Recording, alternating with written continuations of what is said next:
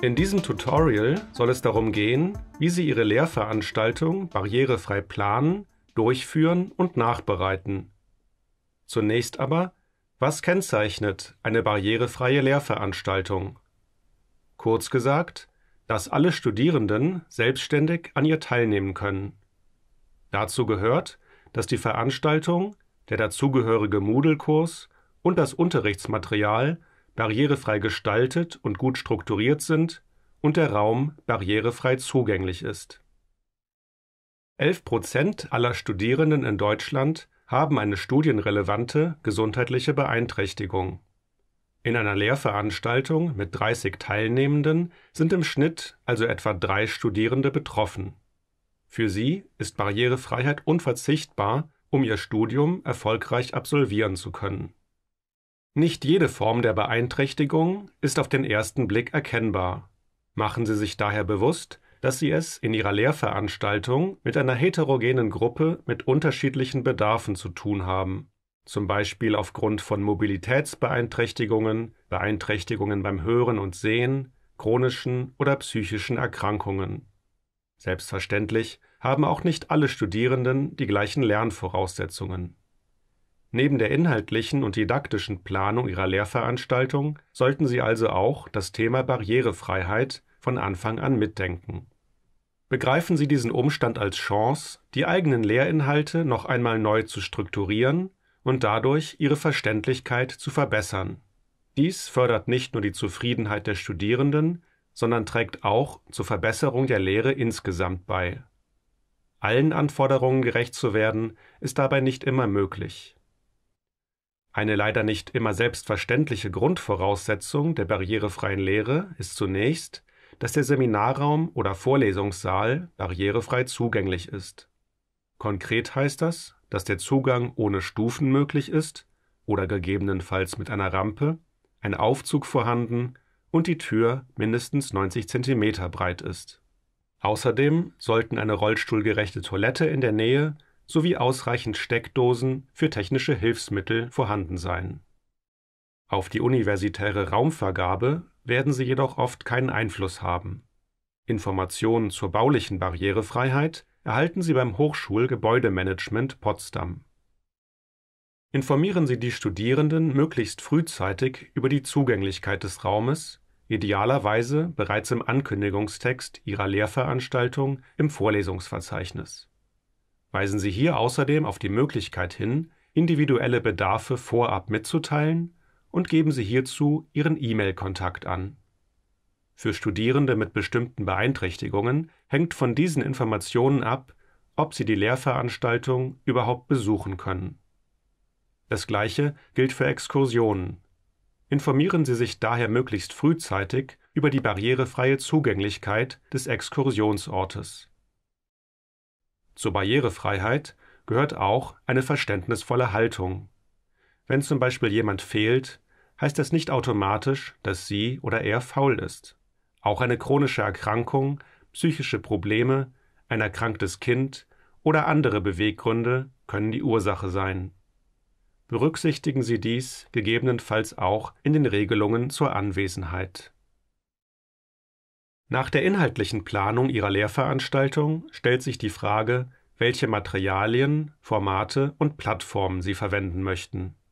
Idealerweise berücksichtigen Sie bei der Konzeption das Mehr-Sinne-Prinzip.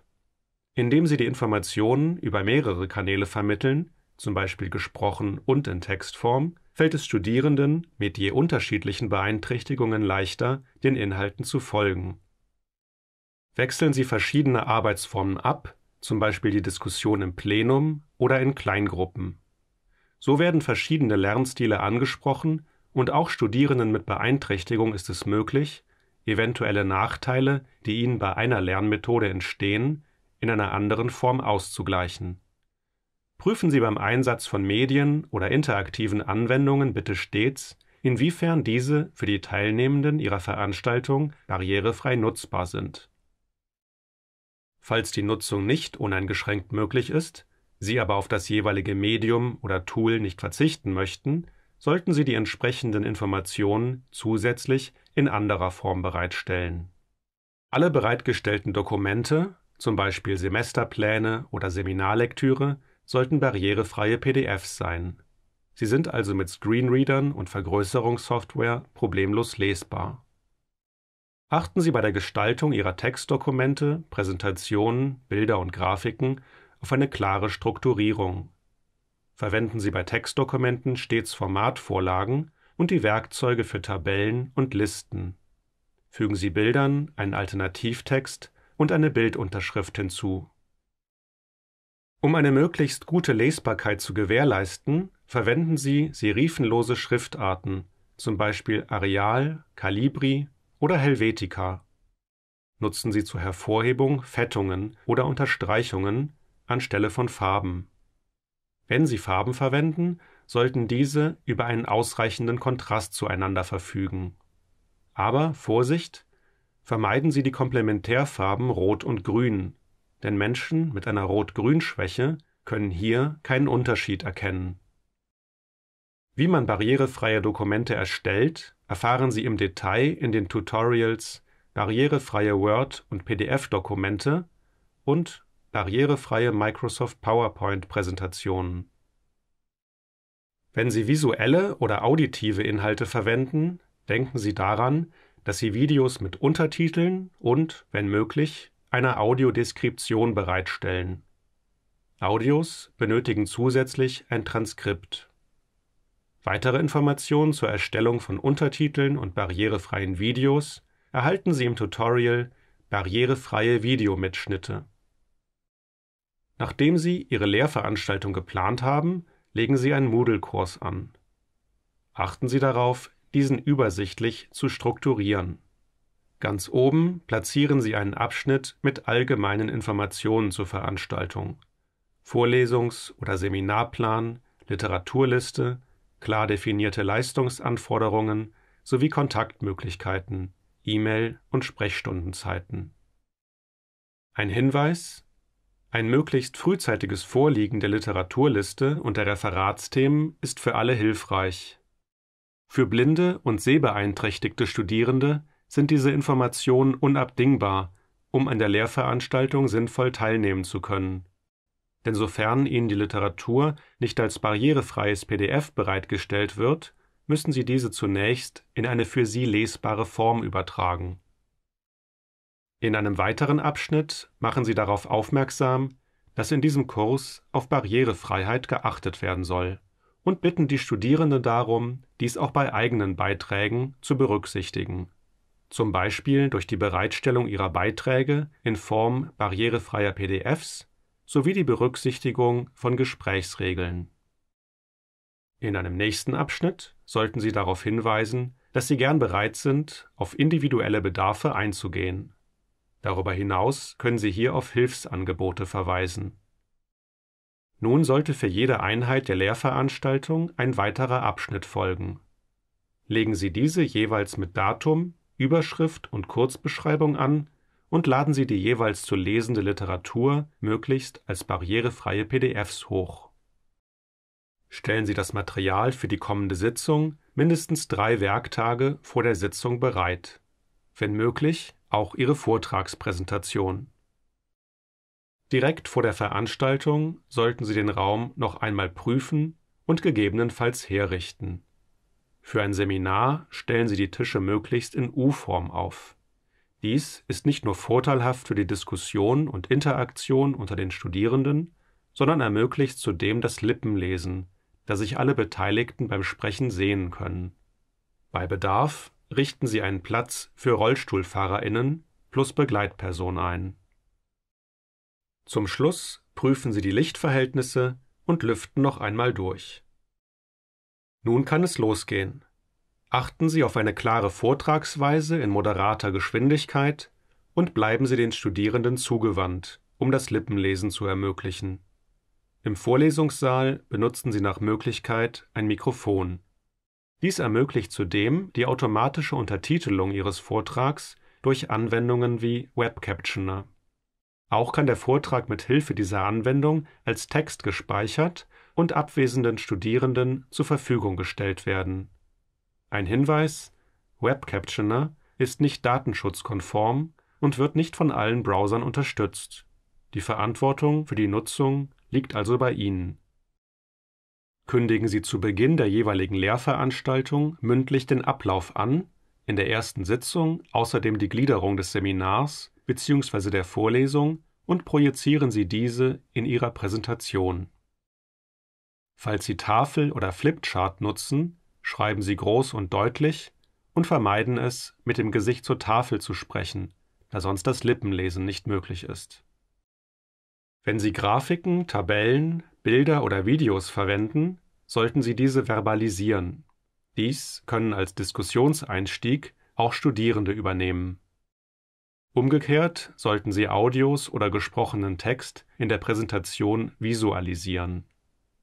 Geben Sie bei einer Präsentation oder der Besprechung von Literatur immer die jeweilige Seitenzahl an. Zu Beginn Ihrer Lehrveranstaltung erwähnen Sie, dass auf Barrierefreiheit geachtet werden soll. Signalisieren Sie Ihre Bereitschaft, auf individuelle Bedürfnisse einzugehen, mündlich und in Schriftform. Stellen Sie die verschiedenen Bedarfe nicht als Bürde dar, sondern formulieren sie positiv. Ermutigen Sie dazu, individuelle Bedarfe während oder nach der Sitzung mitzuteilen und signalisieren Sie Offenheit für Fragen und Verbesserungsvorschläge, live oder per E-Mail. Informieren Sie die Studierenden auch über Möglichkeiten des individuellen Nachteilsausgleichs bei der Erbringung von Studien- und Prüfungsleistungen. Sprechen Sie Studierende jedoch nicht proaktiv im Unterricht an, wenn sie annehmen, dass ein Bedarf vorliegt. Nicht jeder möchte öffentlich über seine Beeinträchtigung sprechen. Ein Tipp: Bereiten Sie sich eine Musterfolie zum Thema Barrierefreiheit vor, die Sie in Ihre Präsentationen einbauen und die zum Beispiel vor Kursstart, in der Pause oder zum Ende eingeblendet werden kann. Hier stehen Ihre Kontaktdaten sowie Verweise auf Beratungs- und Hilfsangebote. Falls Ihre Studierenden technische Hilfsmittel benötigen, zum Beispiel Hörsysteme, ein Laptop mit mobiler Breitzeile oder Zugang zu einem barrierefrei nutzbaren Computerarbeitsplatz, können Sie sich an das Zentrum für Informationstechnologie und Medienmanagement wenden oder an die Beratung für Studierende mit Beeinträchtigungen. Bitten Sie auch die Studierenden, bei eigenen Beiträgen auf Barrierefreiheit zu achten. Verweisen Sie dazu auch auf die Kurzanleitung zur Erstellung barrierefreier PDFs, welche Sie in Ihrem Moodle-Kurs bereitstellen. Bitten Sie außerdem um Beachtung folgender Gesprächsregeln. Mehrere Personen sollten nicht gleichzeitig sprechen. Der Wunsch zu sprechen sollte per visuellem Handzeichen angezeigt werden und andere sollte man aussprechen lassen. Vor dem Wortbeitrag sollte der eigene Name genannt werden. Die Aussprache sollte klar und deutlich und das Gesicht den anderen zugewandt sein. Sprechen Sie die Studierenden mit Namen an. Darauf sind insbesondere Personen mit Sehbeeinträchtigung angewiesen, da sie sonst nicht bemerken, dass sie gemeint sind. Spricht jemand aufgrund einer Beeinträchtigung langsam oder mit einer ungewohnten Betonung, so haben Sie Geduld und versuchen keinesfalls, Sätze oder Wörter für die betroffene Person zu vollenden. Finden Sie für jede Sitzung eine Studierende oder einen Studierenden zum Protokollieren, damit für alle eine Mitschrift bereitsteht. Auch die Inhalte der Diskussion sollten festgehalten werden. Im Anschluss sollte das Protokoll als barrierefreies PDF oder reines Textdokument auf Moodle gestellt werden. Bei Bedarf können Sie auch eine Protokollvorlage bereitstellen. Planen Sie bei 90-minütigen Veranstaltungen nach 45 Minuten eine kurze Pause ein und lüften Sie den Raum. Ich fasse noch einmal kurz zusammen, worauf es bei einer barrierefreien Lehrveranstaltung ankommt. Stellen Sie Informationen zur Barrierefreiheit des Raums bereit. Planen Sie die Barrierefreiheit von Anfang an mit und signalisieren Sie den Studierenden gegenüber die Bereitschaft, auf ihre Bedürfnisse einzugehen. Berücksichtigen Sie bei der Konzeption das Mehrsinne-Prinzip. Stellen Sie Texte, Präsentationen, Videos und Bilder barrierefrei zur Verfügung, möglichst frühzeitig. Legen Sie klare Gesprächsregeln fest und sprechen Sie klar und deutlich, den Studierenden zugewandt. Falls Sie doch einmal auf technische Schwierigkeiten stoßen, können Sie sich gern an das Zentrum für Informationstechnologie und Medienmanagement wenden. Bei allen anderen Fragen wenden Sie sich an die Beratung für Studierende mit gesundheitlicher Beeinträchtigung oder chronischer Krankheit der Universität Potsdam.